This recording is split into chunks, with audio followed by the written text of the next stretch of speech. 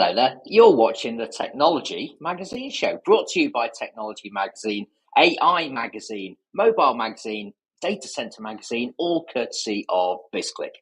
My name is Scott Birch, and as you know, we're here every 2 weeks to bring you the latest news, analysis, and opinions from the world of technology. Joining me today is one of our editors for AI and technology. That is Marcus Law. Hello, Marcus. How are you doing today?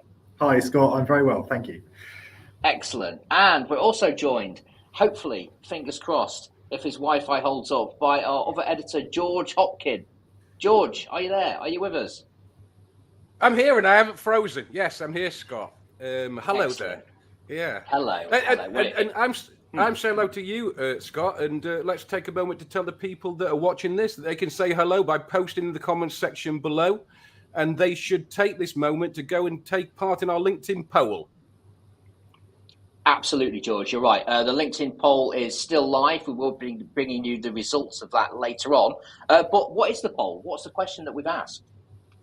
So this week, last week, we saw the release of Apple's new iPhone with plenty of new tech. Got a major camera upgrade, always on display, the A16 Bionic chip, which by all accounts is making it very, very fast indeed. And with that in mind, what do viewers think is going to be the best feature for the new iPhone 14 Pro? Which is the feature that's going to tempt them to drop a significant amount of cash, a four-figure phone, on a new model? Is it the always-on display, the dynamic island, the satellite connectivity, or the upgraded camera? Take part in our poll and let us know. Okay, and we were discussing this before the show, and we've got a few tips for Tim Cook and his crew as well. One of them provided by our very own video guru, Kieran, who's made a suggestion that maybe iPhone will take on board for the 15th issue of the iPhone. But we'll talk about that later when we bring you the results of the poll. So there's the question running across the bottom. There's still time to go and vote. Visit the LinkedIn page, which you're probably watching right now, and have your say. And we'll bring you the results of that later on. Also later, don't forget, we'll be having a bit of fun with the now traditional tech that takes you back, where George and Marcus will be competing to see who's got the oldest, weirdest, or just the strangest piece of technology from the past. And let's face it, there has been quite a few strange ones that I can think of. But first, let's have our now traditional rundown of the latest tech, AI, mobile, and maybe even data center news. So,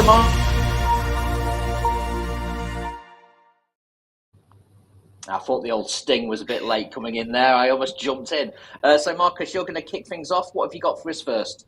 Absolutely. I've got a story from Data Center Magazine, and it's on IBM, who've unveiled details about their newly developed cooling technology for data centers, which is known internally as Project GoldenEye, not James Bond.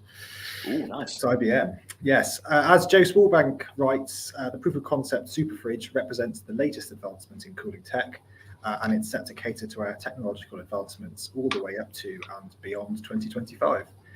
It can cool a volume of 1.7 cubic meters down to an operating temperature of 25 millikelvin, which is even colder than the average temperature of space. And that's basically all required for cooling tomorrow's quantum data centers. Well, do you know what? I am very happy, Marcus, that you did put that into some kind of context, because 1.7 cubic meters to an operating temperature of 25 millikelvin meant very little to me. It's been a long time since I studied physics or any other kind of science or technology at school. But I like the idea that it's called what's it called? A super fridge? Super fridge, I think, is a bit of a colloquial word for it. But yeah, it's been used, thrown around a few times. I think, yeah, just above absolute zero. So minus 270 degrees Celsius from memory.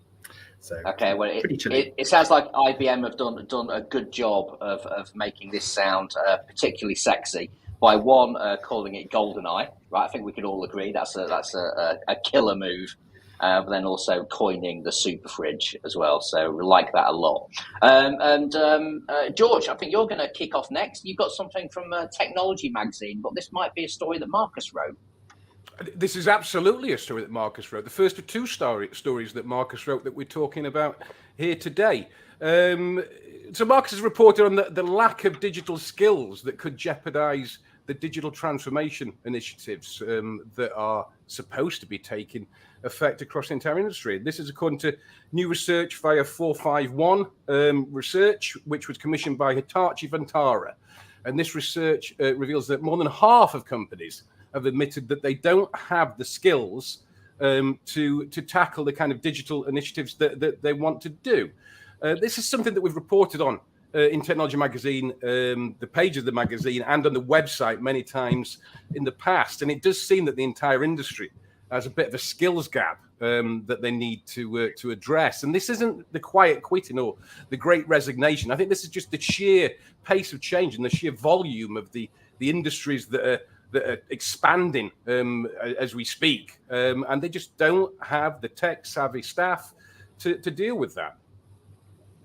Absolutely. I mean, we all, three of us, speak to executives from not just from the realms of technology, but from all industries, and this is a recurring theme. The talent shortage, the skills shortage, the skills gap, whatever you want to call it, is a real issue, and it's really interesting to see how companies are taking different approaches to that. Whether that is upskilling existing employees, or specifically going out there to hire people to fill the jobs of today, but also obviously the jobs of tomorrow as well. And as you said, it's the acceleration and the sheer rate of change that we've experienced in the technology industry that has just exacerbated that problem.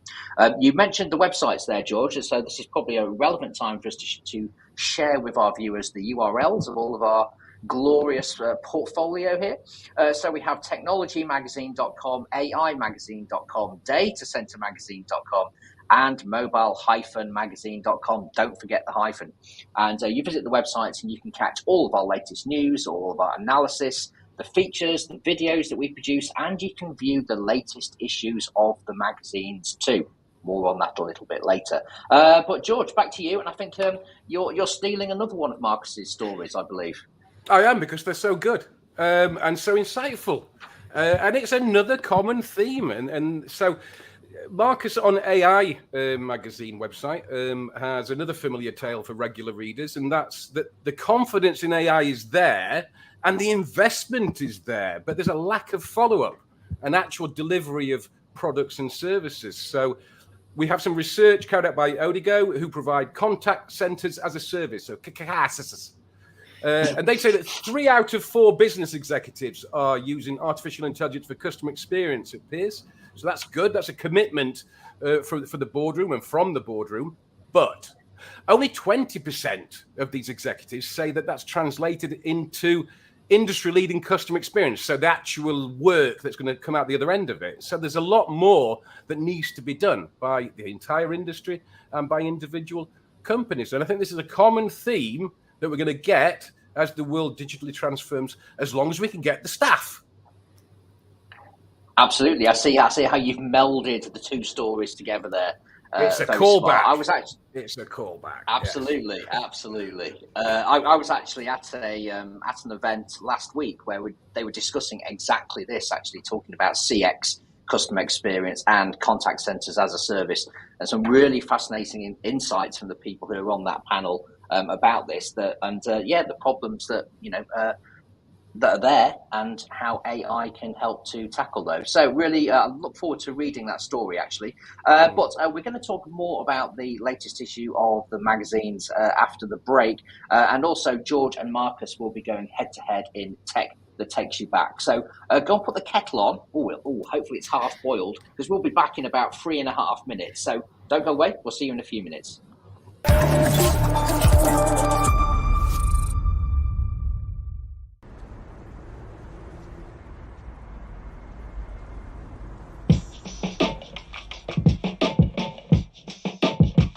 So Leo Geert van den Berg. I'm the director for the fixed networks, working in the technology department in Vodafone Ziggo. Vodafone Ziggo, 2 mother companies, 50% owned by Liberty, 50% owned by Vodafone Group. Earlier this year, we were awarded with the Umlaut Award for Best Fixed Network in the Netherlands. We've been investing a lot of effort and money on making our networks and our products and our services better for our customers. The fact that you're able to make an impact in a company like VodafoneZiggo and that you can impact millions of lives of customers, that's what drives me the most. We have a number of partners where we're working with in the Netherlands.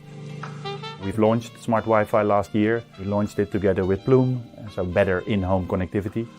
Entertainment is one of the important pillars of our strategy to make sure that we provide our customers with access to all OTT content. We see that there is a gap in society where new technology and new digital skills are not always easy to be picked up by everybody in society. So we have programs running for elderly people where we train them and teach them and bring them along and show them how new technology works. But we also do this for kids. And one of the things I've been involved in myself is a program called Online Masters, where we tell them all about digital skills. And another example in that same category is a coder dojo. Kids can do actually developing of code, of software. We bring them to the Ziggo Dome, the music venue in the Netherlands. We've just renewed our relationship with the Ziggo Dome for another 10 years. Oceana is providing our optical technology. They've been a partner for us for many years. We are in the middle at VodafoneZiggo of a digital transformation. Customers should be able to do items online, create new technologies and switch them on and enable them with a click of a button. And that's what we do with network automation. That's where Tata Elxsi is helping us.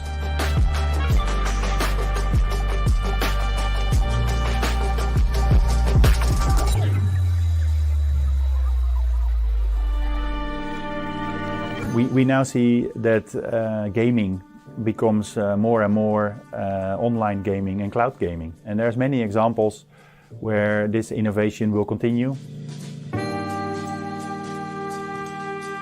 There will always be smart people that take the benefits and use these enablers to create the next best product. And they take advantage of all the great technologies that are out there that we provide and that some of our partners are providing for us.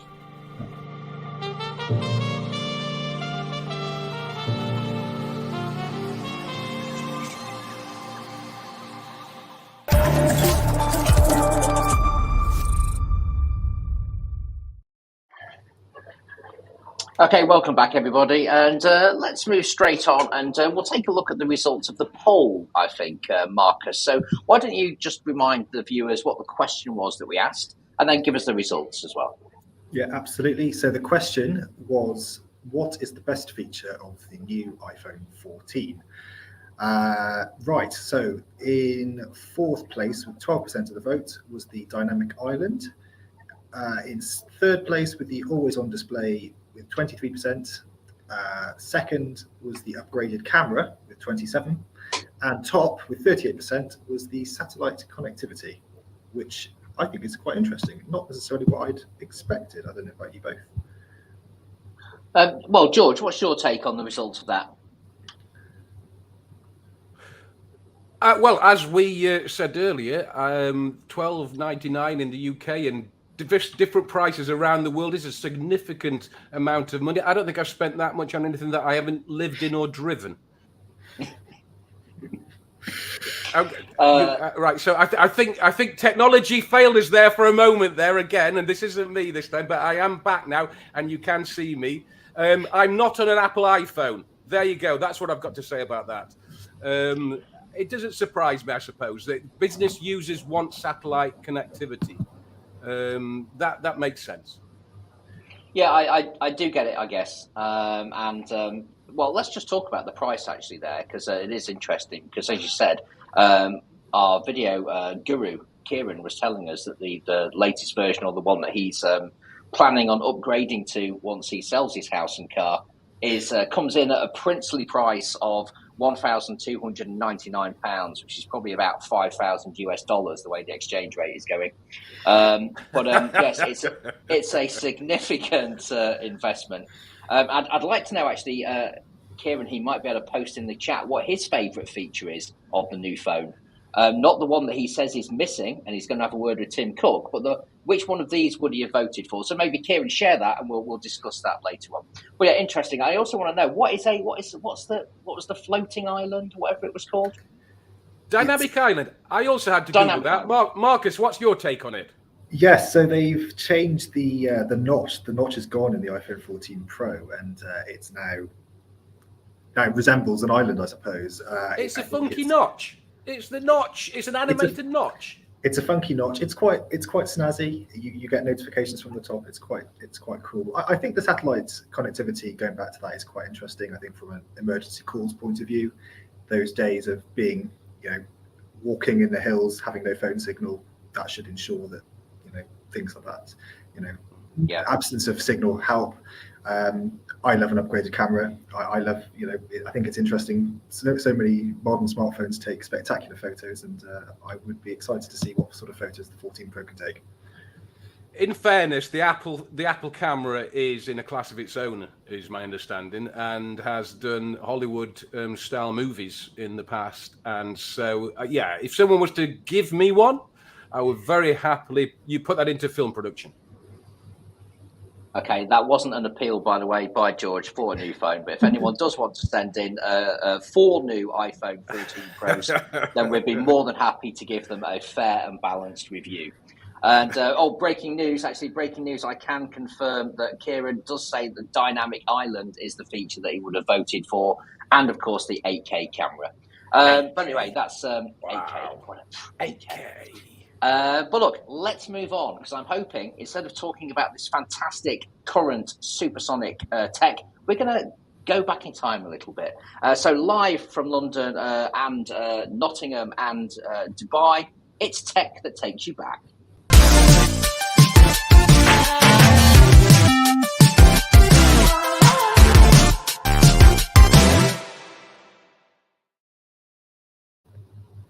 You see, you don't get graphics like that on an 8K camera. I love that. That's brilliant. The last time I was on this, I'd actually, my connection had broken, so I didn't get to see that. That was brilliant. If only you had satellite connectivity, George, then we'd be absolutely fine. If only I had an Apple iPhone Pro, exactly. Apple iPhone 14 Pro, yes, absolutely. Let's give it its full moniker. If we want to secure those review products, let's give it its full title. Stop it! I feel grubby now. A very reasonably priced. I mean, to be honest, you'd pay double for that, wouldn't you? $12.99 is a small price to pay for such a cutting-edge piece of tech. Let's move on. So it's tech that takes you back. So if anyone hasn't seen this before, this is where our contestants, which in this case are Marcus and George, tickle me with a bit of tech that from the past. And so they're going to present a piece of technology. They're going to talk through it, and I'm going to pick which is the one that amuses me most today. So, Marcus, I think we'll take you first. So why don't we see what you've got? What's the tech that takes you back?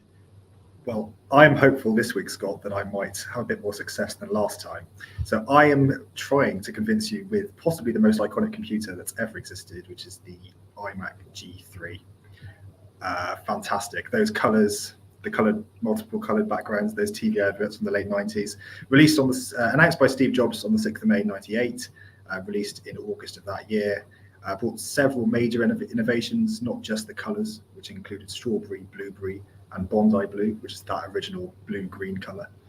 But it comes at a time, it's an all-in-one computer, which are quite popular these days, but really was a first of its kind.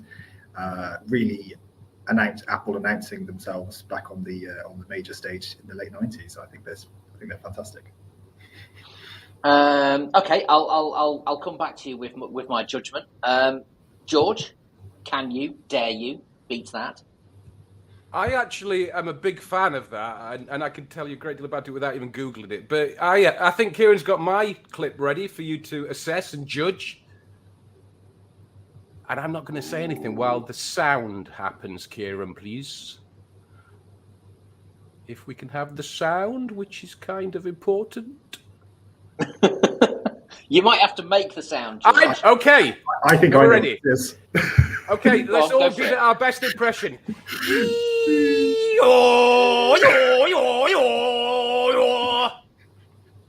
There we go. You don't need the actual sound. It's almost like it was in the room. Now I'm guessing because I can read the text in the top of the YouTube channel there as well. That was dial-up modem. No, it was a donkey. Yes, it was a dial-up modem. Yes, okay, it was absolutely a dial-up modem. That was the handshake sound that back in the day people would have heard as the two computers were talking to each other. That's actually two computers saying, "Hello, I'm a computer," and the other one saying, "Hello, I'm also a computer. Shall we talk? Yeah. How should we talk? Let's talk this way. Okay, let's crack on." There you go. I've just translated the handshake for you. Excellent. If only they'd talked like that instead of making that dreadful noise, then it might have been a lot more acceptable. Very kind of you to say so. I've often been described as a dreadful noise anyway, so it's very kind of you to say otherwise. Oh, hang on. Latest, more breaking news from our iPhone Pro 14 loving video guy. He says he can play it. Let's see. Awesome. Over if we to you, need Kieran. Yeah, just the audio's fine, Kieran. Let's hear it. Oh, hang on.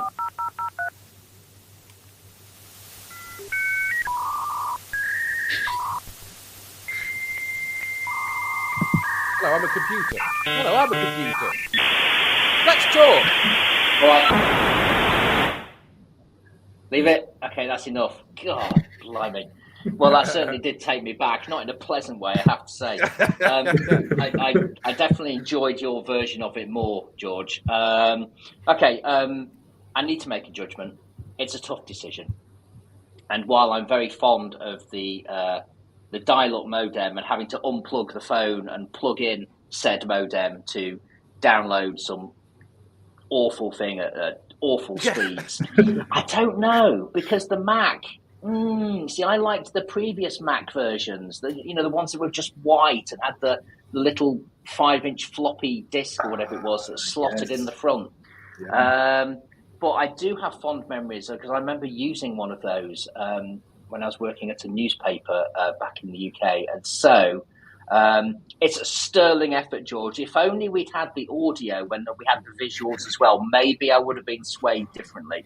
But I'm going to go with Marcus here on the Mac. I get that. I understand that, and I absolutely concede to the iMac. Although that mouse was terrible. The Puck mouse was awful, and it was the first thing you did was take that out and put in a standard mouse because it was a total mistake. Yeah. Actually, a little revelation. I've actually got one of those at home somewhere. Those Macs. The mouse. You've got the mouse or the entire. The entire thing. The entire thing. Wow. It weighs as much as a car, and it's about as well. I don't know. I've got one at home. That's all I'm going to say. Right. So look, that is pretty much all we've got time for. Actually, no, it's not all we've got time for. I wanted to talk about the new magazines as well, didn't I? Fresh off the press. Absolutely. Fresh off the press. If only we had a press. As you know, we are 100% digital here at BizClik, and so. It's the 27th of September, so our magazines are just starting to go to press now, our October issues. And I do believe we've got the AI issue, which is out right now. So if you visit aimagazine.com, you'll be able to read the new issue. There we are. There's the stunning front cover. Marcus, why don't you pick out a couple of highlights from this month's issue? Yeah, absolutely. So as you can see there with the fantastic cover, we've got a feature on the top 10 women innovating in AI at the moment. We've also got a feature from CSC, AMD and UPM on a new collaboration, which is really working wonders. And we got our usual Trailblazer. Our Trailblazer this month is Nick McGuire from Microsoft. Really interesting piece.